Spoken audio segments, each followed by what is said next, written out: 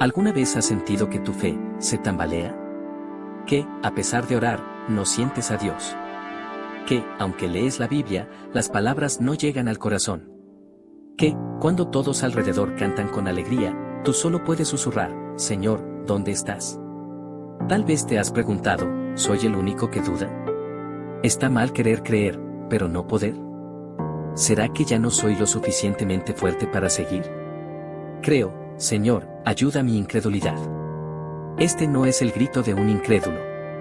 Es el clamor de un padre desesperado, que, a pesar de todo, todavía se acerca a Jesús. Y en esa oración, tan honesta, tan humana, Dios no reprende su debilidad. La sana. Este video no es para los que tienen todas las respuestas. Es para los que tienen todas las preguntas. Para los que han llorado en la oración. Para los que han dudado en la adoración. Para los que, aunque no lo digan, sienten que su fe está a punto de apagarse. Porque la duda no es el opuesto de la fe. Es a menudo el primer paso hacia una fe más verdadera. ¿Y si mi fe tiene dudas? Una serie para el corazón que busca, aunque no crea tener fuerzas. Si hoy estás luchando, no estás solo. Este versículo, apenas una oración de 9 palabras en español, contiene uno de los momentos más intensos, humanos y teológicamente ricos del Evangelio de Marcos. No es una confesión triunfal, ni un acto de adoración litúrgica, ni una declaración teológica pulida. Es un grito desgarrado, brotado del corazón de un padre desesperado que ha llegado al límite de sus fuerzas. Su hijo está poseído por un espíritu que lo arroja al fuego, lo convulsiona, lo hace gritar, lo deja inconsciente. Ha buscado ayuda. Ha ido con los discípulos. Han fallado. Y ahora, frente a Jesús, no puede fingir más. Su confesión, creo, Señor, ayuda a mi incredulidad, no es una contradicción, sino una paradoja sagrada. Es la expresión más honesta de lo que muchos creyentes experimentan en silencio, la coexistencia de la fe y la duda. No dice, no creo, lo cual sería desesperanza. Tampoco dice, creo plenamente, lo cual sería una afirmación que tal vez su corazón no puede sostener en ese momento. Dice, creo, pero ayuda a mi incredulidad. Como si dijera, estoy del lado de la fe, pero siento que la incredulidad me arrastra. Este versículo es una puerta abierta a una teología de la vulnerabilidad. En una cultura religiosa que a menudo exige certezas absolutas, sonrisas forzadas y testimonios triunfalistas, este padre rompe el molde. No es un modelo de devoción perfecta, sino de fe en proceso.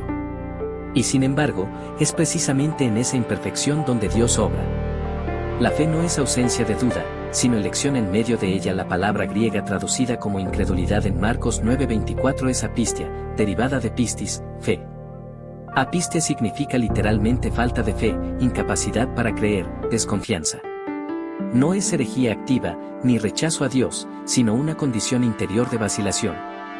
El Padre no niega a Dios, pero tampoco puede afirmar con plena convicción que Él actuará. Está entre dos aguas, quiere creer, pero su experiencia le dice que quizás no hay esperanza. Y Jesús no lo reprende. No le dice, ¿cómo puedes dudar después de todo lo que he hecho? No lo excluye. No le pide que se arrepienta de su debilidad. Al contrario, responde al milagro inmediatamente.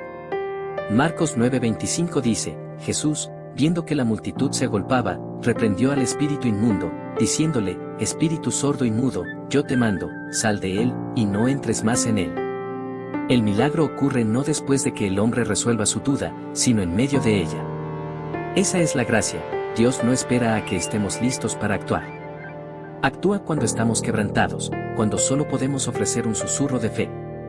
Este es un principio fundamental en la vida espiritual, la fe no es un sentimiento, sino una decisión. No depende de la emoción del momento, sino de la elección de confiar en la fidelidad de Dios, incluso cuando no la sentimos. Como escribió el teólogo Dietrich Bonhoeffer desde la cárcel, la fe es vivir sin respuestas seguras, vivir con preguntas, y aún así seguir caminando con Dios. Muchos creyentes piensan que la duda es un pecado. Pero la Biblia está llena de personajes que dudaron, cuestionaron, gritaron, lloraron, y aún así fueron usados por Dios. Abraham, el padre de la fe, dudó cuando Dios le prometió un hijo en su vejez. Se rió, Génesis 17:17, y Sara también dudó, Génesis 18:12. Moisés se resistió al llamado, ¿quién soy yo para ir al faraón?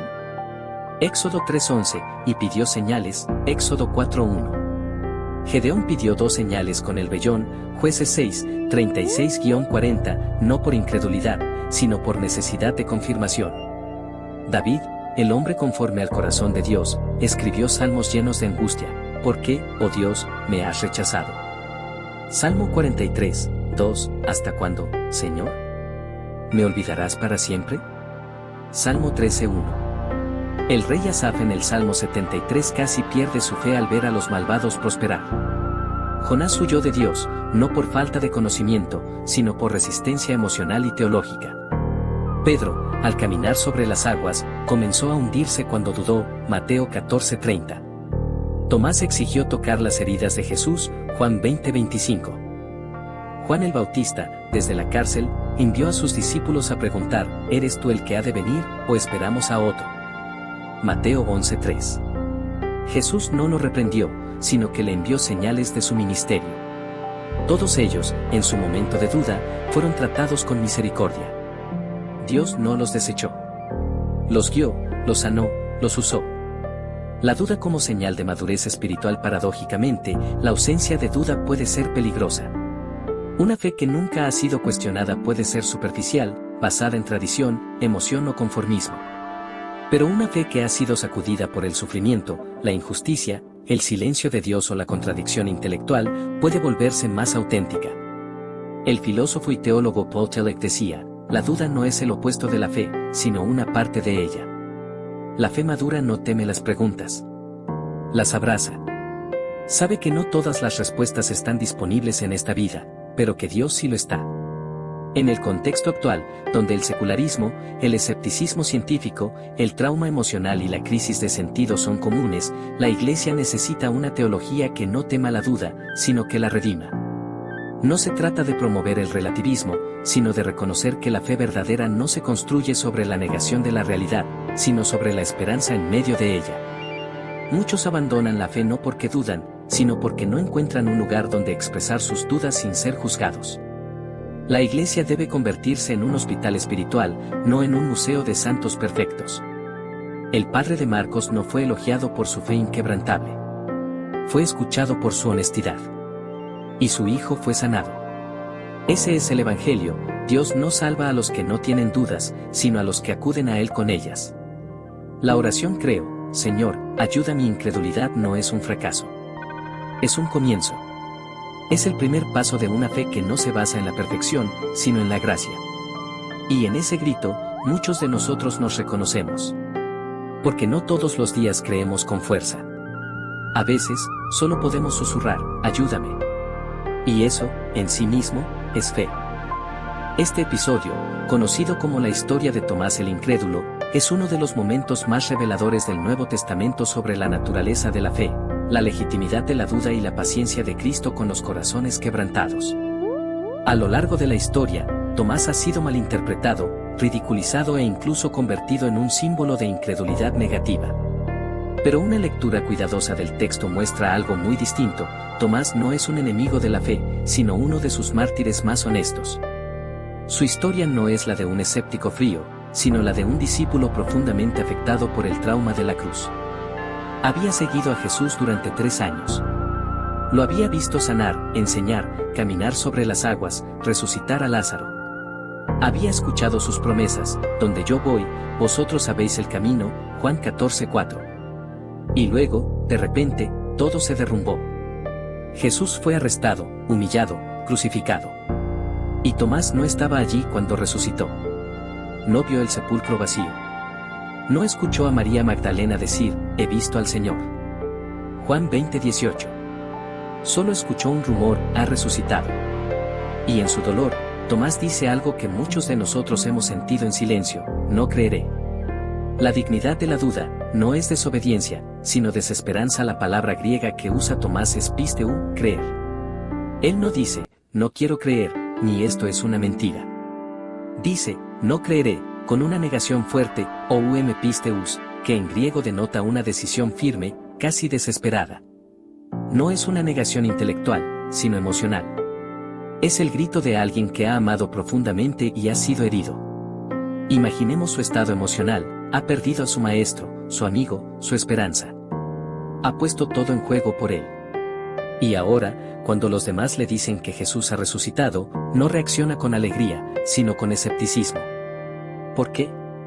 Porque el corazón herido no se abre fácilmente a la buena noticia. El amor que ha sido traicionado, el sueño que ha sido destruido, el ideal que ha sido crucificado, no revive sin evidencia. Tomás no pide una prueba abstracta. Pide algo concreto, físico, tangible: si no viere en sus manos la señal de los clavos, y metiere mi dedo en el lugar de los clavos, y metiere mi mano en su costado, no creeré. Quiere tocar las heridas. Quiere confirmar que es el mismo Jesús que murió. No quiere un fantasma, un recuerdo, una ilusión. Quiere al Señor resucitado, pero con sus heridas aún visibles. Y Jesús, 8 días después, aparece. No lo reprende por su ausencia. No lo excluye. Le dice: pon aquí tu dedo, y mira mis manos, y pon aquí tu mano, y métela en mi costado. Jesús no solo tolera la duda de Tomás, la honra. Le permite tocar sus heridas. Le da lo que pide. Y en ese momento, Tomás no dice: ahora sí creo. Dice algo mucho más profundo: Señor mío, y Dios mío. Juan 20:28. Es la confesión más alta de divinidad en todo el Evangelio de Juan. Nadie antes había llamado a Jesús Dios de forma tan directa. Ni Pedro, ni Juan, ni María. Solo Tomás, el dudoso, el herido, el honesto. Jesús y las heridas, un Dios que no oculta sus cicatrices. Uno de los detalles más conmovedores de este pasaje es que Jesús resucitado aún lleva las marcas de la crucifixión. No es un cuerpo glorificado sin señales de sufrimiento. Es un cordero inmolado que vive, Apocalipsis 5:6.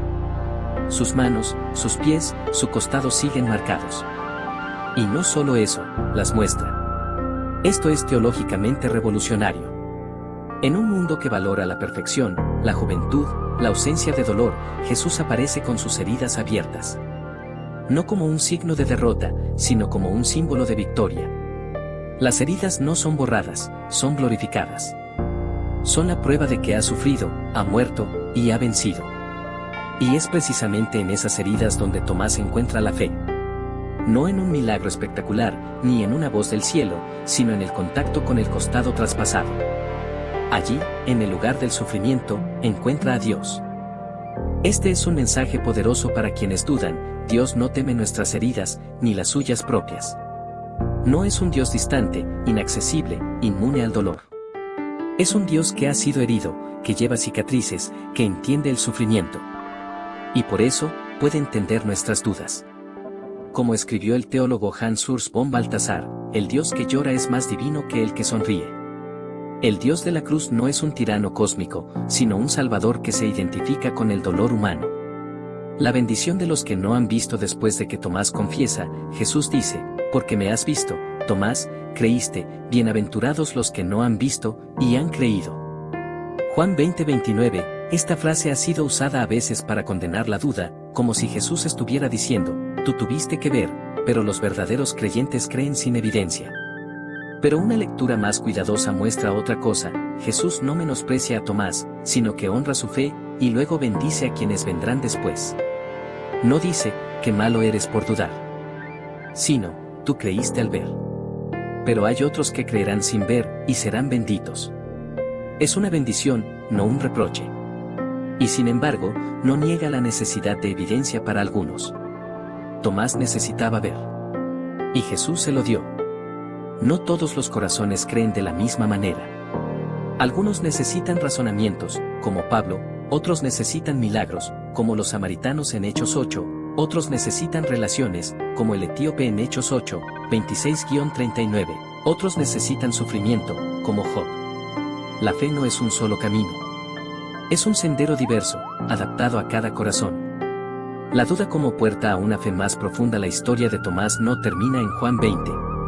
Aunque no hay muchos registros posteriores, la tradición eclesiástica afirma que Tomás fue misionero en la India, donde predicó, sanó y finalmente fue martirizado. El hombre que dudó de la resurrección, terminó dando su vida por ella. Esa es la transformación que puede ocurrir cuando la duda se enfrenta a la verdad. No se trata de quedarse en la duda, sino de pasar a través de ella hacia una fe más auténtica.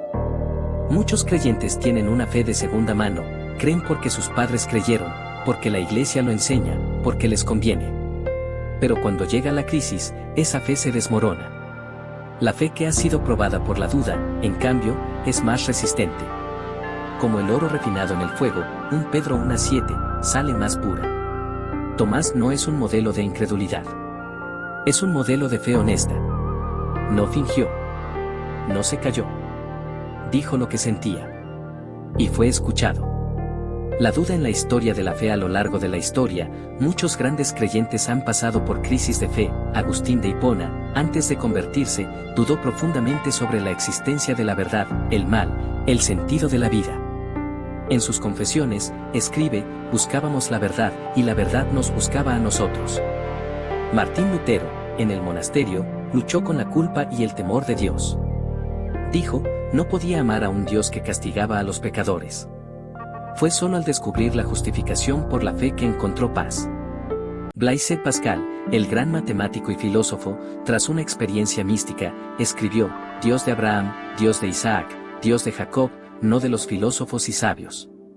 Había pasado de la razón a la fe personal. C.S. Lewis, ateo en su juventud, fue llevado a la fe por la belleza, la razón y la lógica del amor. Escribió, creí en Dios como el hombre cree en el sol, no solo porque lo veo, sino porque por él veo todo lo demás. Teresa de Calcuta, como ya mencionamos, vivió décadas de oscuridad espiritual, pero sirvió con amor inquebrantable. Dietrich Bonhoeffer, desde la cárcel, escribió sobre una religión sin religión, sobre una fe que no depende de sentimientos, sino de obediencia. Todos ellos pasaron por dudas, crisis, noches oscuras. Y sin embargo, fueron usados por Dios. Muchos abandonan la fe no porque no quieren creer, sino porque no encuentran un acompañante. La iglesia necesita líderes que no teman la duda, sino que la entiendan. Tomás no fue un fracaso espiritual. Fue un triunfo de la gracia. Su duda no lo alejó de Cristo, sino que lo llevó a una confesión más profunda que la de cualquier otro discípulo. Y su historia nos enseña que Dios no teme nuestras preguntas, sino que las espera. No quiere seguidores ciegos, sino corazones honestos. No exige certezas, sino sinceridad. Cuando dudas, no estás solo. Tomás dudó. David dudó. Juan el Bautista dudó. Y Jesús no los rechazó. Les dijo, venid a mí, todos los que estáis cansados y cargados, y yo os haré descansar. Mateo 11:28, y a Tomás le dijo, pon aquí tu dedo. Ese es el Dios en quien podemos creer, uno que no teme nuestras heridas, ni las suyas propias, y que nos invita a tocarlas para creer. Este grito, lanzado desde las profundidades del alma, es uno de los más desgarradores de toda la Escritura. No es una oración de alabanza, ni una súplica ordenada, ni un cántico de confianza. Es un alarido de abandono, un lamento que rasga el cielo. Y sin embargo, está en la Biblia. No fue borrado. No fue censurado. Fue inspirado por el Espíritu Santo y puesto en las páginas de la palabra de Dios como un testimonio sagrado de lo que significa ser humano y buscar a Dios en la oscuridad. Este salmo, escrito por David en medio de un sufrimiento intenso, posiblemente durante la traición de su hijo Absalón, o en momentos de persecución extrema, no solo expresa dolor, sino una sensación de desconexión divina. ¿Por qué me has desamparado? No es una pregunta teológica fría. Es una herida abierta. Es la voz de quien ha orado, clamado, ayunado, esperado, y no ha recibido respuesta. Y sin embargo, el Salmo 22 no termina en desesperanza. Comienza en el abismo, pero culmina en alabanza. Proclamaré tu nombre a mis hermanos, en medio de la congregación te alabaré. Salmo 22:22. ¿De por qué me has desamparado? A toda la tierra se postrará delante de él. Salmo 22:29. Esa es la arquitectura del alma humana en lucha, de la duda al descubrimiento, del silencio a la adoración. El grito de Jesús en la cruz, la máxima expresión del abandono. Lo más asombroso de este salmo es que Jesús lo citó desde la cruz. Según Mateo 27:46 y Marcos 15:34, en medio de su agonía, Jesús clamó en arameo, Eli, Eli, lema sabactani. Dios mío, ¿por qué me has desamparado? Esto no es un detalle menor. Es un acontecimiento teológico de proporciones cósmicas. El Hijo de Dios, el Santo, el Inocente, el que nunca pecó, pronuncia las palabras del salmista en el momento de su mayor sufrimiento. ¿Por qué? Porque en ese instante, Jesús asume no solo el pecado del mundo, sino también la experiencia humana del abandono. No solo lleva nuestras culpas, sino nuestros dolores, nuestras dudas, nuestras noches sin estrellas. Al decir estas palabras, no niega su divinidad, ni pierde la fe, ni se rebela contra el Padre. Más bien, incorpora la experiencia del creyente herido a su propia pasión. Jesús no dice, Padre, gracias por este momento. Dice, ¿por qué me has desamparado? Y en ese grito, abre un espacio sagrado para todos los que alguna vez han sentido que Dios ha callado. El silencio de Dios no es ausencia, sino presencia disfrazada. Uno de los mayores terrores espirituales no es la presencia de Dios, sino su ausencia percibida. Muchos creyentes viven con la angustia de que, si no sienten a Dios, entonces Él no está. Pero la fe bíblica no se basa en sentimientos, sino en promesas. El silencio de Dios no es un abandono. Es a menudo un tiempo de purificación, un desierto necesario, un fuego que quema lo superficial para revelar lo esencial. Considera a Moisés, quien pasó 40 años en el desierto antes de su llamado, Éxodo 3. Durante ese tiempo, Dios no habló. Pero estaba formando su carácter, humillando su orgullo, preparándolo para la misión. O a José, vendido por sus hermanos, encarcelado injustamente, olvidado por quienes prometieron ayudarlo.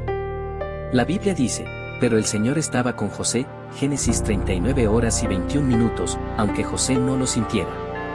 Dios estaba allí, en la cárcel, en la oscuridad, en el olvido. O a Job, quien perdió todo, sus hijos, sus bienes, su salud. Sus amigos le dijeron que era pecador. Él clamó, oh, quien me diera saber dónde hallar a Dios. Job 23:3. Y Dios no respondió con una explicación inmediata, sino que, al final, apareció en un torbellino, Job 38, y le mostró su grandeza. No le dijo por qué, pero le mostró quién.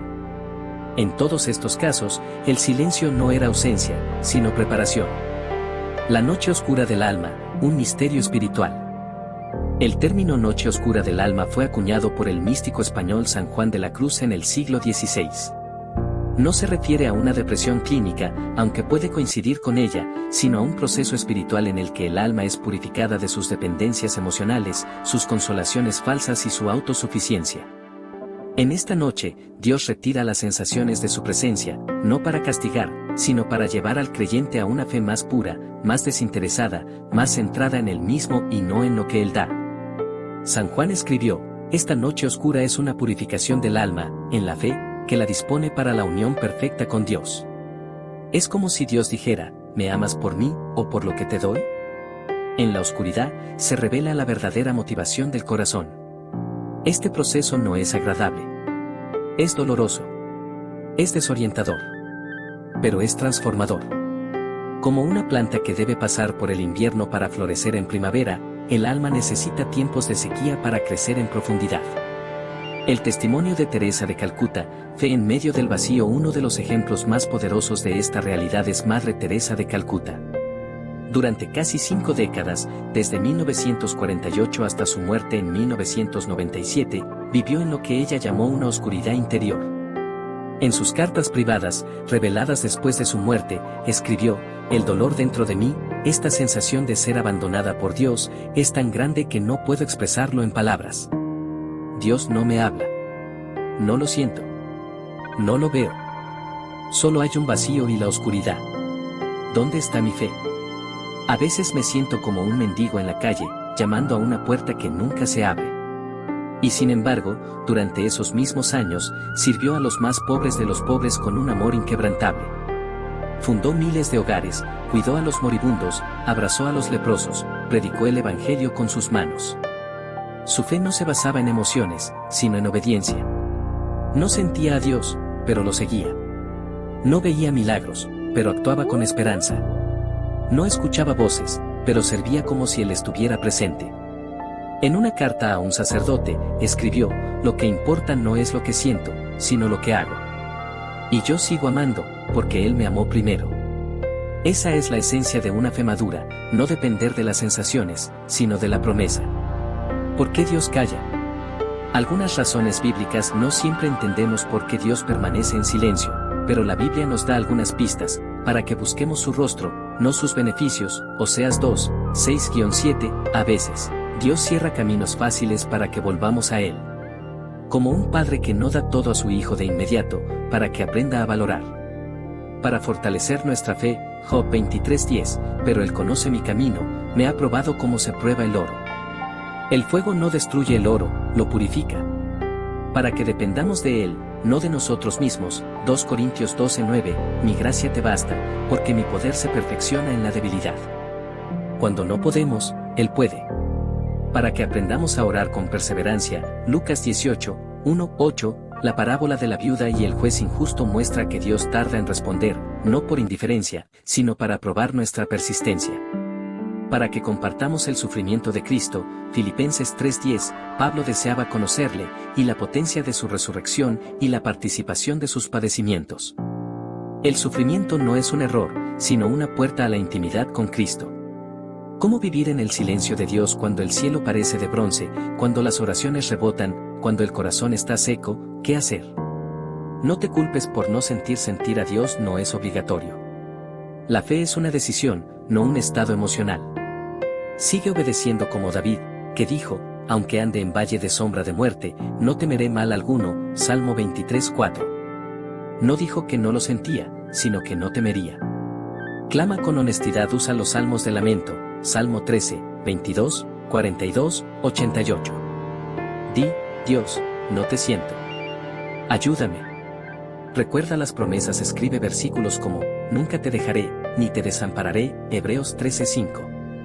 Léelos aunque no lo sientas. Busca comunidad. No sufras solo. Habla con alguien de confianza. La iglesia existe para sostener a los que tropiezan. Sirve, aunque no tengas fuerzas a veces, servir a otros enciende la llama que creíamos apagada. Espera con paciencia el que perseverare hasta el fin, este será salvo, Mateo 24:13. La fe no es un sprint, sino una maratón. El Salmo 22 comienza con un grito de abandono y termina con una proclamación de adoración universal. Ese es el patrón de la vida espiritual, la cruz precede a la resurrección, el llanto a la alegría, el silencio a la voz. Cuando dudas, cuando no sientes, cuando clamas y no hay respuesta, recuerda, David lo sintió. Jesús lo vivió. Teresa lo soportó. Y tú no estás solo. Y en medio del silencio, hay una promesa, tu sol no se pondrá jamás, ni tu luna menguará, porque el Señor será tu luz perpetua. Isaías 60 horas y 20 minutos, el silencio no es el final. Es parte del camino. Y en ese camino, Cristo camina contigo, aunque no lo veas. ¿Por qué incluso cuando dice, ¿por qué me has desamparado? Está orando al Padre. Y eso, en sí mismo, es fe. Este tríptico de Pablo a los tesalonicenses contiene una de las instrucciones más poderosas y subestimadas del Nuevo Testamento. No dice, creed ciegamente, no cuestionéis, aceptad todo sin pensar. Al contrario, ordena, examinadlo todo. La palabra griega dokimás significa probar, poner a prueba, como se prueba el oro en el fuego, 1 Pedro 1:7. Implica discernimiento, juicio, evaluación. No es desconfianza por rebeldía, sino responsabilidad por convicción. Y luego añade, retened lo que es bueno. No todo debe ser retenido. Solo lo que resiste la prueba. Esta es una teología de la fe examinada, no de la fe ciega. Pablo no teme al pensamiento crítico, al cuestionamiento, a la duda. Al contrario, la integra como parte esencial del crecimiento espiritual. Este versículo revela una verdad profunda, la duda no es enemiga de la fe, sino su aliada cuando se vive en el contexto de la búsqueda de Dios. No todas las dudas son destructivas. Algunas son purificadoras. Algunas son necesarias. Algunas son, incluso, sagradas. La duda como acto de obediencia espiritual. Muchos creyentes piensan que dudar es pecado. Pero en realidad, no dudar puede ser pecado, si significa aceptar mentiras, tradiciones vacías, doctrinas erróneas o prácticas que contradicen el carácter de Dios. Jesús mismo modeló el cuestionamiento, cuestionó la hipocresía religiosa, ay de vosotros, escribas y fariseos, Hipócritas.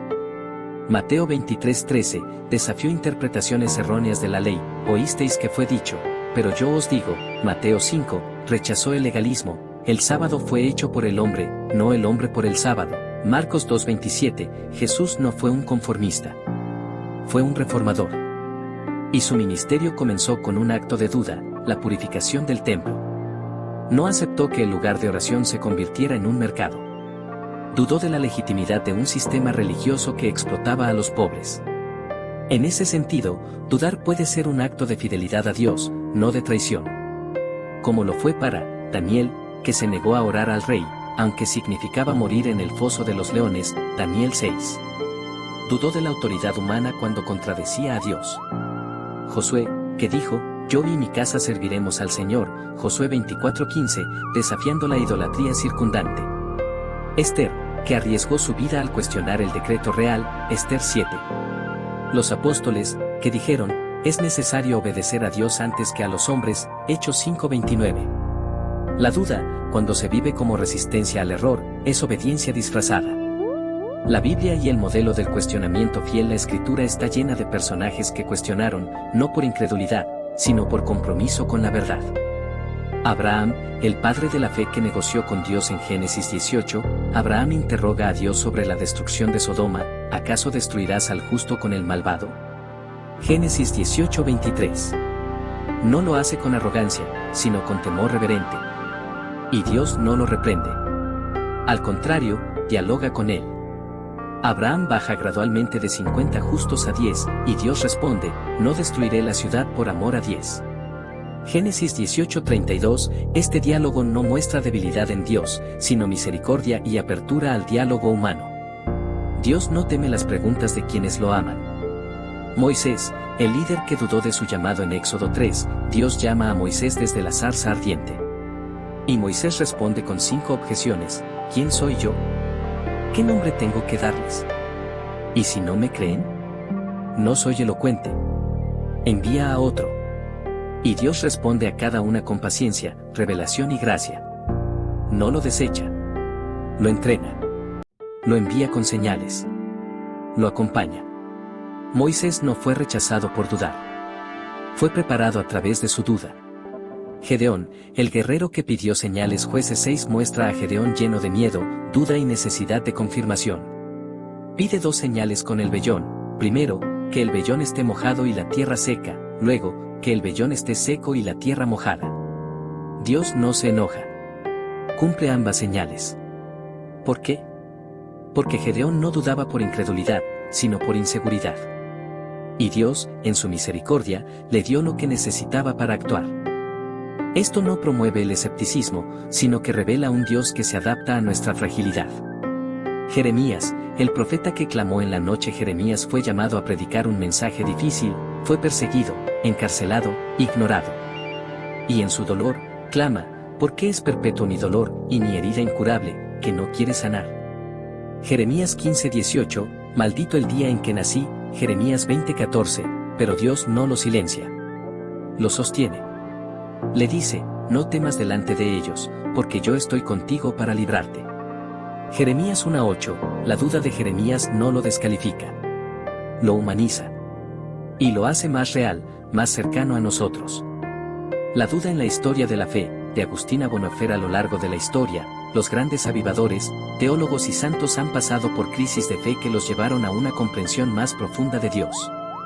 San Agustín, de la duda al descubrimiento. Antes de convertirse, Agustín vivió décadas de escepticismo, buscando la verdad en el maniqueísmo, el neoplatonismo, la filosofía. En sus confesiones, escribe, tardé en amarte, oh belleza tan antigua y tan nueva, tardé en amarte.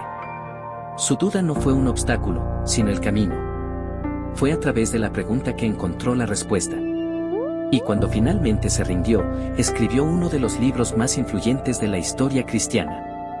Martín Lutero, la crisis que cambió la historia. Lutero, monje agustino, luchaba con la culpa y el temor de un Dios justo. No podía encontrar paz.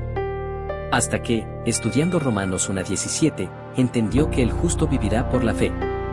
Su duda sobre la justicia de Dios lo llevó a redescubrir el Evangelio. Blaise Pascal, el matemático que encontró a Dios en el corazón Pascal, científico brillante, escribió, el corazón tiene razones que la razón no conoce. Pasó de la lógica a la experiencia de Dios en una noche de 1654, que llamó fuego. Su duda intelectual lo llevó a una fe más profunda. Dietrich Bonhoeffer, el teólogo que dudó desde la cárcel en sus cartas desde la prisión nazi, Bonhoeffer escribió sobre una religión sin religión, sobre una fe que no depende de instituciones, sino de Cristo. Dijo, solo un Dios que sufre puede ayudar. Su duda no lo alejó de Dios, sino que lo llevó a una fe más radical. La duda como herramienta de discernimiento en la iglesia actual hoy, vivimos en un mundo de información masiva, pluralismo religioso, trauma emocional y crisis de autoridad. Nunca ha sido más necesario una fe que se examine a sí misma. La duda puede proteger a la iglesia de el fanatismo, creer sin cuestionar lleva a extremos peligrosos. La manipulación, líderes que exigen obediencia ciega. La doctrina errónea, tradiciones que contradicen el amor de Dios. La indiferencia, fe que no impacta la justicia, la misericordia, la verdad. Pablo no dijo, aceptad todo lo que diga un líder. Dijo, examinadlo todo. Y Jesús elogió a los bereanos porque recibieron la palabra con toda solicitud, y escudriñaban cada día las escrituras para ver si estas cosas eran así, Hechos 17:11. El escudriñar no es desobediencia. Es responsabilidad espiritual. Cuando la duda es sana y cuando es destructiva no toda duda es buena. Hay dos tipos, duda sana, surge del amor a la verdad, del deseo de conocer a Dios mejor, del compromiso con la integridad. Pregunta, ¿cómo puedo entender esto? Actitud, humilde, orante, abierta. Resultado, fe más profunda, más clara, más auténtica. Duda destructiva, surge del orgullo, la amargura, el rechazo a la autoridad de Dios. Pregunta, ¿por qué debería creer? Actitud, cínica, desafiante, cerrada. Resultado, aislamiento, cinismo, apóstata. La diferencia no está en la pregunta, sino en el corazón que la formula. Como cultivar una duda sana, lee la Biblia con preguntas no como un manual cerrado, sino como un diálogo vivo. Anota lo que no entiendes. Busca respuestas. Estudia teología con humildad, lee autores que han dudado, Agustín, Lutero, Pascal, Lewis, Nouwen, Manning. Participa en grupos de estudio con libertad donde se pueda decir, no entiendo esto, me cuesta creerlo, cómo encaja con el sufrimiento. Escribe tus dudas. Un diario espiritual puede ayudarte a procesar lo que sientes. Ora con tus preguntas, Dios, no entiendo el mal. Ayúdame. Señor, a veces no siento tu presencia. ¿Estás aquí? Busca mentores sabios, personas que no teman tus dudas, sino que te ayuden a caminar con ellas. No te apresures a resolverlo todo, algunas preguntas no tienen respuesta en esta vida. Aprende a vivir con la tensión. La duda no es el opuesto de la fe. El opuesto de la fe es la indiferencia. La duda, cuando se vive con humildad, oración y amor a la verdad, es una forma de adoración. Como dijo el pastor y escritor Frederick Buechner, la duda no es el enemigo de la fe. Es parte de ella. Es el intento de creer. Es la lucha por creer. Y como el padre de Marcos 9:24, podemos decir, creo, Señor, ayuda a mi incredulidad. Esa oración no es debilidad. Es la puerta a una fe más auténtica, más resistente, más verdadera. Porque Dios no teme nuestras preguntas. Él las espera. Y en medio de ellas, nos encuentra. Este mandato de Pablo no es una sugerencia opcional, ni una metáfora piadosa. Es un mandamiento central del discipulado cristiano. La palabra griega traducida como cargas es bar, que significa peso, carga pesada, o presión. No se refiere a pequeños inconvenientes, sino a lo que dobla el espíritu, el dolor, la culpa, el fracaso, la duda, la depresión, la traición, el vacío espiritual. Y Pablo no dice, sobrellevad vuestras cargas en silencio. Dice, llevad las cargas los unos de los otros. Es una instrucción comunitaria, relacional, mutua. La fe no es un viaje solitario. Es un camino compartido. Y sin embargo, en muchas iglesias, las personas cargan sus dudas en soledad. Temen decir, no sé si creo, no siento a Dios, estoy cansado, me siento abandonado. Porque temen ser juzgados, etiquetados como débiles, o incluso excluidos. Y así, muchos abandonan la fe no porque dejan de creer, sino porque no encuentran un lugar donde ser honestos. Este capítulo es un llamado a reimaginar la iglesia como un espacio seguro para la duda, donde la vulnerabilidad no es señal de debilidad, sino de madurez espiritual. Donde el grito de Marcos 9:24, creo, Señor, ayuda mi incredulidad, no se silencia, sino que se acoge como una oración santa. El peligro del individualismo espiritual en una cultura marcada por el individualismo, la privacidad y la autosuficiencia, incluso la fe se ha vuelto una experiencia privada. Muchos creyentes piensan que su relación con Dios es solo entre ellos y Él. Y aunque eso es verdadero en un sentido, la Biblia nunca presenta la fe como un proyecto solitario. Jesús no llamó a individuos aislados. Llamó a 12 discípulos. No dijo, venid a mí, uno por uno, sino, venid a mí, todos los que estáis cansados y cargados, Mateo 11:28. Todos. En plural. El Nuevo Testamento está lleno de mandatos comunitarios. Consolados los unos a los otros, confesaos unos a otros vuestras faltas, amonestaos unos a otros, perdonad los unos a los otros, aguantaos unos a otros en amor. La fe cristiana es, por diseño, relacional. No podemos crecer sin otros. No podemos sanar sin ser vistos. No podemos perseverar sin ser sostenidos. Cuando el padre de Marcos 9:24 llega a Jesús, no está solo. Está rodeado de discípulos, maestros de la ley, una multitud. No se esconde. No espera a tener todo resuelto. Expone su dolor, su hijo, su impotencia. Y en ese acto de vulnerabilidad, abre la puerta a la sanidad. Pero hoy, muchos creyentes hacen lo contrario, sufren en silencio, sonríen en la congregación, cantan alabanzas con lágrimas en los ojos, y se van a casa con el corazón roto. Porque temen que, si revelan su lucha, serán vistos como débiles en fe. La iglesia como hospital, no como museo. Cristo no fundó la iglesia como un club de triunfadores espirituales. La fundó como un hospital para heridos. Los que entran no son sanos, son enfermos. Y él dijo, no necesitan de médico los que están sanos, sino los que están enfermos. Mateo 9:12. Pero muchas iglesias se han convertido en museos de santos perfectos, donde solo se exhiben las victorias, los milagros, los testimonios triunfalistas. Donde se predica sobre bendición, éxito, prosperidad, pero rara vez sobre el valle de sombra de muerte, sobre la noche oscura del alma, sobre la duda. Y así, los que sufren se sienten como extraños en su propia casa.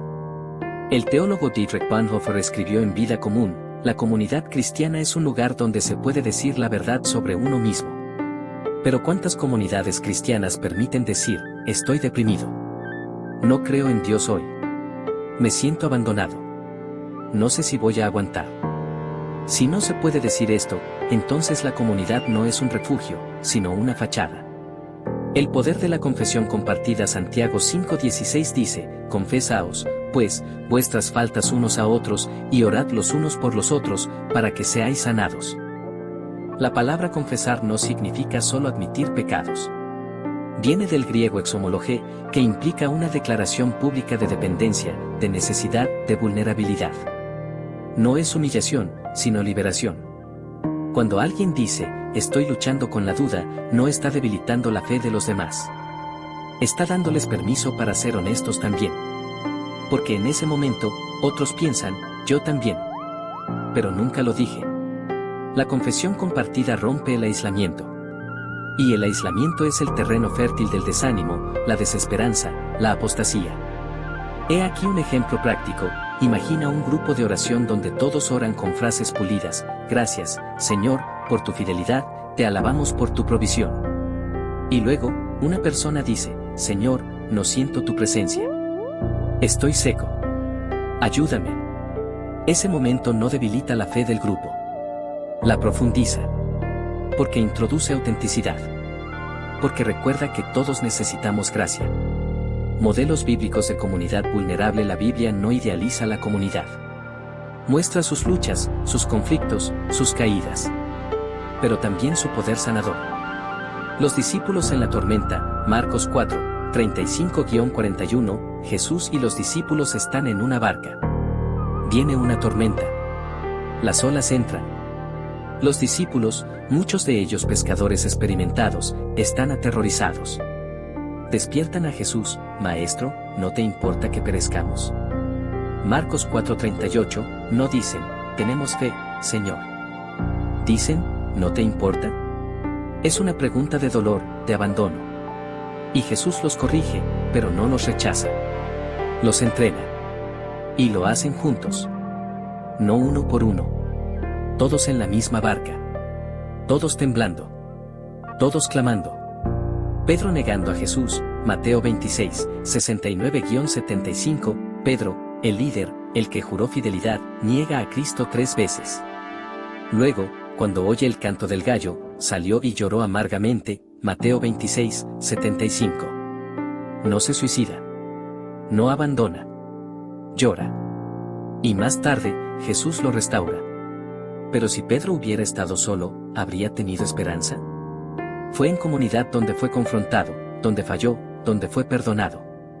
Los creyentes en Hechos 2, 42-47 después de Pentecostés, los primeros cristianos perseveraban en la doctrina de los apóstoles, en la comunión, en el partimiento del pan y en las oraciones. Hechos 2:42.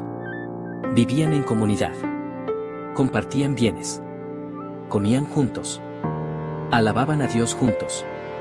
Y el resultado, el Señor añadía cada día a la iglesia los que habían de ser salvos. Hechos 2:47, no fue el espectáculo, ni la predicación individual, ni el éxito pastoral lo que atrajo a las multitudes. Fue el amor visible entre ellos. La iglesia no se transforma por decretos, sino por prácticas. Compartir nuestras luchas es arriesgado. Podemos ser malinterpretados, heridos, rechazados. Pero el riesgo mayor es no ser vistos. Como escribió el poeta John O'Donohue, la soledad más profunda no es estar solo, sino no ser visto. Dios no nos creó para vivir en secreto. Nos creó para ser conocidos. Y la comunidad es el lugar donde eso puede ocurrir. No se trata de contar todo a todos. Se trata de tener al menos un lugar, una persona, un grupo, donde podamos decir la verdad. La oración creo, Señor, ayuda a mi incredulidad no fue dicha en privado. Fue gritada en medio de una multitud. Fue escuchada por discípulos, por maestros, por curiosos. Y fue respondida no solo por Jesús, sino por el poder de Dios que actúa en medio del pueblo. La duda no debe llevarnos a la soledad, sino a la comunidad. Porque allí, en el compartir, descubrimos que no estamos solos. Que otros han caminado este valle. Que la fe no es un sentimiento constante, sino una decisión que se renueva día a día, sostenida por la gracia de Dios y por el amor de su pueblo. La iglesia no es un refugio para los que tienen todas las respuestas. Es un refugio para los que tienen todas las preguntas. Para los que dudan. Para los que lloran. Para los que, con lágrimas en los ojos, aún claman, creo, Señor. Ayuda mi incredulidad. Y en ese grito, en medio de la comunidad, el milagro ya ha comenzado. Estas 9 palabras, pronunciadas por un padre desesperado ante Jesús, son quizás una de las oraciones más honestas, profundas y liberadoras de toda la Escritura. No son la confesión de un teólogo, ni el canto de un salmista, ni el testimonio triunfal de un apóstol. Son el susurro roto de un hombre al límite. Un hombre que quiere creer, pero no puede fingir que ya lo hace. En este grito, millones de creyentes a lo largo de la historia se han reconocido. Porque la fe no siempre es un fuego brillante. A veces es una brasa que apenas arde. A veces es un hilo de voz en medio de la tormenta. A veces es simplemente decir, no sé si puedo, pero aquí estoy. Este libro ha sido un viaje a través de las luchas internas, la duda, el silencio de Dios, el sufrimiento, el vacío, no para glorificar la oscuridad, sino para mostrar que Dios no abandona a quienes caminan en ella. Hemos visto cómo la duda no es el opuesto de la fe, sino a menudo su precursor más sincero. Como el silencio de Dios no es ausencia, sino a veces preparación. Como la comunidad no es opcional, sino esencial. Y como, en medio de todo, Cristo sigue diciendo, venid a mí.